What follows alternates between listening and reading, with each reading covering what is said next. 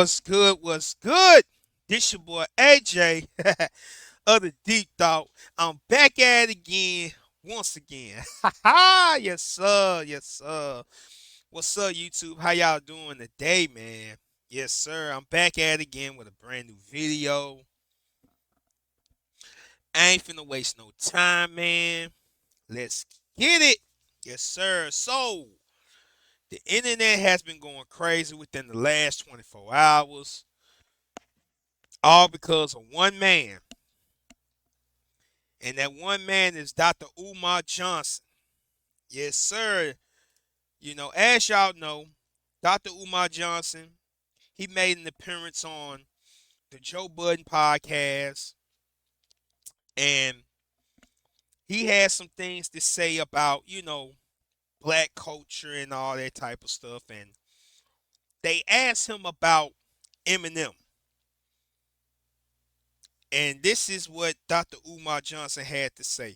But before I play the video, always remember everything that I do and use is under the act of the fair use.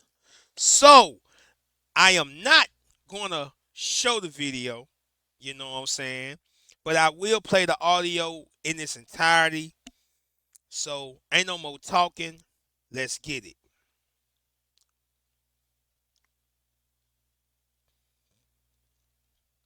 That's your question. You don't think Eminem is one of the best rappers of all time? According to who? You. Rap fans. Let me say something to you. And this is going to my African fundamentalism. No non-African can ever be the best of anything African. It is an insult to the ancestors. It is an insult to the race. And it is an insult to every black person. Do you think I could go to Palestine and be the best anything of Palestinian culture?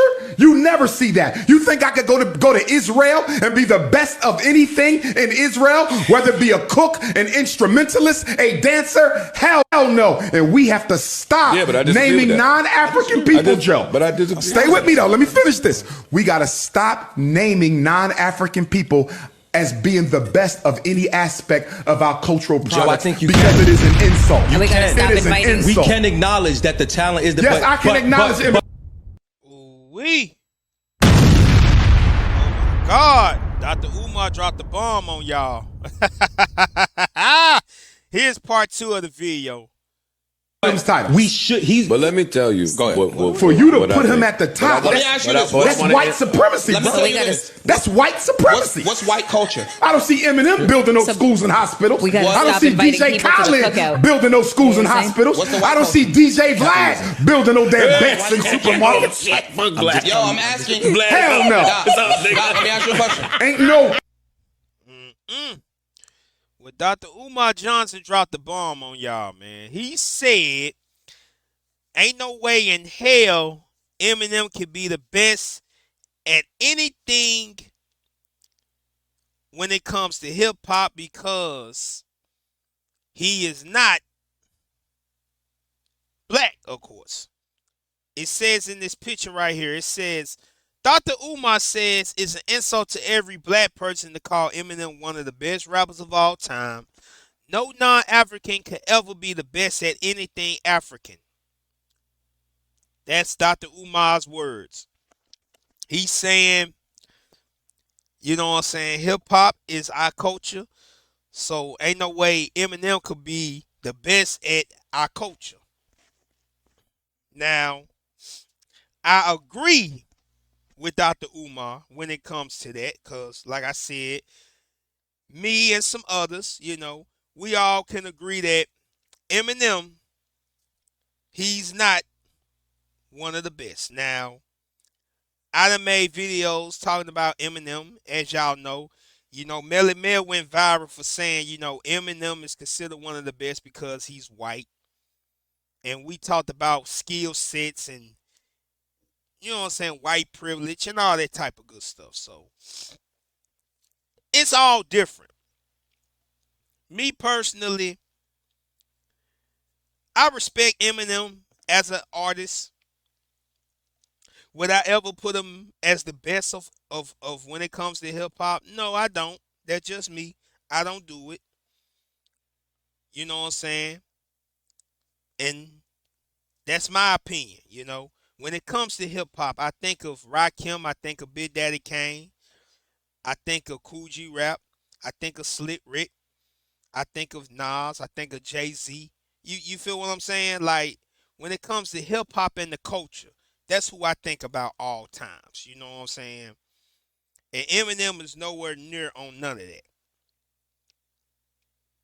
And we can't deny the fact that because of Eminem, because of his white privilege, Eminem has been able to accomplish things that a lot of other black artists couldn't accomplish in hip hop. Like, let's just be honest. If we're gonna be honest, let's be honest. You know, hip hop is a culture. You know, it's a lifestyle, and there's no way in the world anybody who is not of us, who is not of the culture, could come up here and say they the best at whatever. Now, I'm gonna break it down further as this video goes along. So, shout out to the brother FD Signifier. You know what I'm saying? If y'all heard of him, FD Signifier on YouTube. He got a dope YouTube channel. You know what I'm saying? I will leave the link down in the bottom of the description below. He actually talks about Eminem and the problem when it comes to white rappers. You know what I'm saying? So we're going to go and get into it. We're going to talk about this real quick. We ain't finna waste no time. Always remember, everything that I do and use is under the act of the fair use. So let's get it. Based solely on what it thinks you'll like based on your previous song. Oh yeah, before I get deep into the video, I am not going to play the full video. I'm going to skip certain parts of the video because this is an hour-long video. You know what I'm saying? I'm not going to show the whole video, but I am going to play most of it. Let's go. Songs that you're listening to. This playlist in particular for me is called Hip Hop Old and New, and it features some of my all-time favorite real hip hop tracks. So we're talking like Tribe Called Quest, Slum Village, Common, and then it also features newer people that I like, such as Kendrick, J. Cole, Saba, No Name, etc. And once it got to the end of the playlist, it played some familiar stuff that I'd heard before and liked, but then it got to a new track and I was immediately like, oh yeah, this is definitely going into the rotation. It was this unfamiliar voice though. It was this deep, raspy, unmistakably New York style of flow over this strings. But I have to say, I'm a bit shocked that I hadn't heard about him before he popped up on my Spotify. He doesn't have a large presence or a buzz in the online hip hop circles that and will barely be remembered 10 years from now. And Harlow really fits into that, except for the fact that he's white. In a weird paradoxical way, Harlow's whiteness was both amplifying him to a level of stardom that his talent was not worthy of, but also, as a result of this, amplifying scrutiny and criticism that should be reserved for more offensively bad or problematic or at least interesting artists, like, say, a Kanye West, Doja Cat, Lauryn Hill. Like, those are figures whose work and lives and careers are worthy of discussing at a high level, even if you don't like them or their music. And that's not the same as Jack Harlow. I would never, that would be like me doing a video about Chi Ali or Nappy Roots, Killer Army. You kind of see? Yes, those are all real rappers from my era. Y'all gonna do a lot of Googling. If you are under the age of like 35, just go ahead, open Google up in another window so you can see all the jewels I'm about to drop on shit some of y'all have never heard of. I would rather tell you about Marlon Craft, who's a much better artist. But even then, I feel the urge to tread lightly. Because although I genuinely like Marlon Craft's music, he's still white.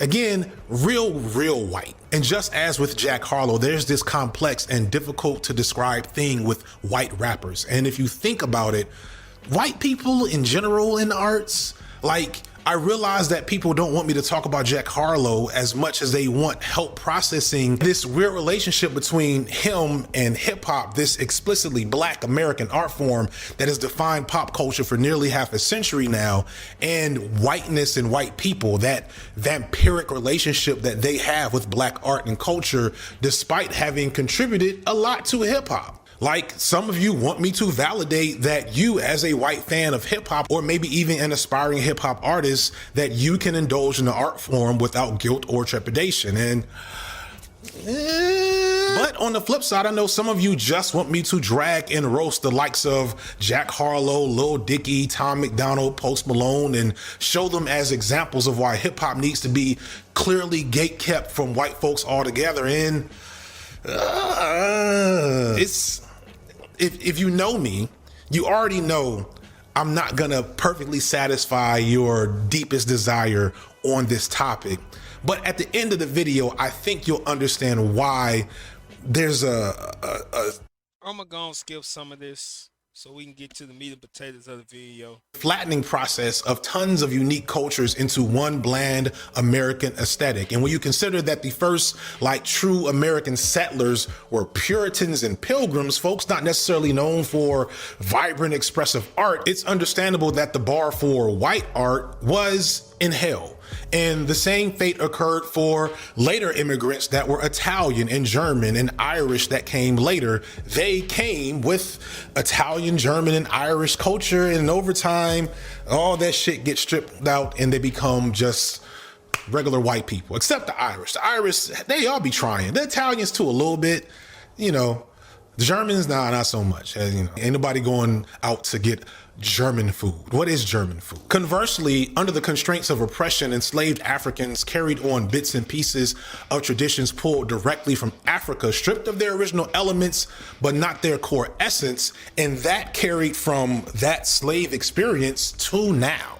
The origins of soul music and the blues were crafted in the slave fields. The vibrance of black dance and movement spilled out from slaves in the black church, the only place where they had enough privacy to dance and express joy. All of this has manifested directly into a lot of what hip hop and black art and song and dance and storytelling is today. Black Marxist philosopher Frantz Fanon wrote about this type of art under colonialism. Another aspect of the colonized affectivity can be seen when it is drained of energy by the ecstasy of dance. Any study of the colonial world, therefore, must include an understanding of the phenomena of dance and possession. The colonized way of relaxing is precisely this muscular orgy during which most of the brutal aggressiveness and impulsive violence are channeled, transformed, and spirited away. Everything is permitted. For in fact, the sole purpose of the gathering is to let the supercharged libido and stifled aggressiveness spew out volcanically. Symbolic killing, figurative cavalcades, and imagined multiple murders. Everything has to come out. The ill humors seep out, tumultuous as lava flows. It's wild that Fanon wrote this so long ago, yet you can easily imagine that these words could describe the unbridled aggression, intensity, and raunch that hip-hop music presented to us since the late 70s. Hip-hop is an art form explicitly informed by the oppressed condition of black people, but also very much informed by those African aesthetics and traditions that have never really left us. So it's pretty clear why our art, even today, but also back then, it just hit different, right? Let's keep it a buck. White Americans struggle to have the same background factors to drive their art. The very essence of whiteness and the white experience is designed to avoid and pull out those types of conditions that make black art possible. And it's telling that the elements of white art and music that do stem from similar conditions of poverty and strife and struggle, your Johnny Cash, your Springsteen. God, you're real hometown. Had to stop that. Ooh, Lord, that's number, man, I got to fast forward that. That ain't nothing but copyright, so we're going to go and get to trying to talk to somebody with that song. But he was also a Canadian Irishman doing reggae music, which sounds like something from an Eric Andre skit. Yeah, I got to fast forward that too. Like I said, there's a lot of copyrighted stuff on his video, but the video is very informative. So the moment hundreds of hysterical. My bad, I went too far. But we get into a lot of groups. We got House of Pain. They were basically, like I said, when it comes to this whole Eminem situation, man, I'm like this here. I understand Dr. Umar and I respect his thoughts. He makes a valid point because hip hop is our culture. And it makes a whole bunch of sense, you know what I'm saying? But at the same time, I feel like we allow Eminem into the space, just like we allow other white rappers in different eras into the space as well. I get deep into that in just a second. Let's go. art. And if they're really successful and allow themselves to pursue mega, a lot of white fans had never heard this type of hip hop pretty much at all. As much as I like a lot of Mac Miller's music, it's nothing, absolutely nothing that I didn't hear 20 years ago from Common on Resurrection, or in the lyrical humor and wordplay realm from Big L or Big Pun, or in those jazzy influences. You could see that in the Soul Currians era. Or if you want contemporary comparison, Anderson .Paak, maybe even J. Cole. Like, two of Mac Miller's most lauded albums, from what I could tell, Divine Feminine and Swimming Pool, came out in like 2016 and 2018. And these are these earthy, jazzy departures from what he's known for. And he's singing and being more sentimental and more sensitive and reflective. And it was great because it propelled Miller from being just another white rapper to being a serious artiste in his music. But between both of those albums, J. Cole dropped my favorite album of his, For Your Eyes Only. And sonically and thematically, they're pretty similar. But for Cole, this album is considered a low point for him. Even though he's doing pretty much the same thing as Miller, and I would argue doing it better, it's an album that nobody ever talks about as something special from J. Cole. And this is because when J. Cole did it, we were comparing it to other versions of the same shit by other black artists. But when Mac Miller did it, it was the first time anything like that had ever happened. You kind of see the uncomfortable thing I'm pointing out here. Mac Miller was a really good rapper, a great one by white standards, but that's the thing. A great rapper by white standards paradoxically becomes an all-time great by industry and cultural standards, because whiteness is like a special buff for everything they do. I want to be clear, I don't say this to disrespect such a beloved figure or to take away from the quality of his catalog or the people he left behind whom were inspired and affected by his art. I think hip hop will be better off with way more Mac Millers and way less Jack Harlows.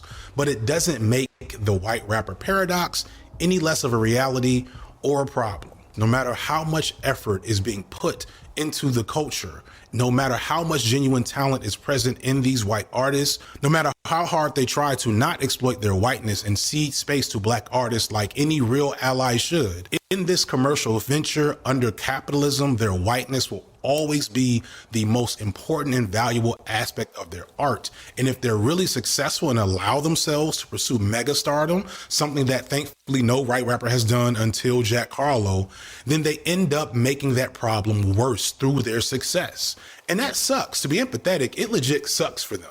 I don't want to take the love of art away from anyone. It has to be hard to feel like your work in art is tokenized and that people aren't hearing what you're actually saying and instead only see your skin color, missing so much of what you might have to offer. I can't imagine what that feels like. And if I read between the lines, I think a lot of white rappers acknowledge that they're carrying this burden. This is the reality of all art under the control of commerce and capitalism and thus white supremacy. This is the reality of white culture or lack thereof, just like with rock and roll 50 years ago. There is an unyielding, homogenous thirst of whiteness to drain other vibrant cultural and artistic movements into their own void, to fill that vacuous space that was created just to make white what it has to be in this country for this country to function. European or Caucasian or whatever people are trapped and caged by whiteness, yet they can't even see it, but they feel it. And I know that they feel it because that's the feeling that they're trying to escape when they listen to hip hop. They're trying to fill that void. So I don't blame any white person deluded by the flavorless and banal art that comes out of white supremacy, wanting to find something better. It makes perfect sense to me, though maybe dismantling white supremacy might be a, better overall option. You'd be doing both of us a favor, just putting that out there. But I'm gonna be honest, all that said, I don't care. I don't care much either way because hip hop as we know it, at least as the commercial juggernaut that I grew up with, is dying anyway. All over music news, we hear the most popular rap artists are failing to get streams and sell records or selling tickets to their shows. Even Jack Harlow, with the clear industry backing that he has not had much of an impact. And the most interesting and innovative black music is ironically starting to look a lot more like punk and rock and roll. The byproduct of algorithms and the internet means that Gen Z and Gen Alpha are coming up in an era where they get to choose their media influences at least a bit, and they're not as interested in the death and destruction that hip hop gave my generation.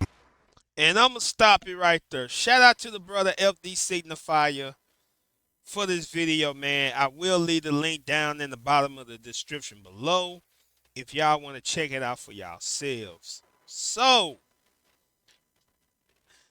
after all that has been said, man, what have we learned, man?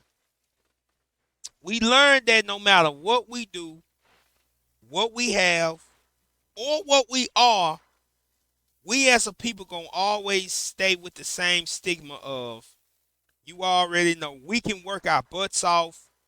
We can work out, we can grind and get to what we want to get to. But at the end of the day, white rappers are gonna be here. They not going anywhere.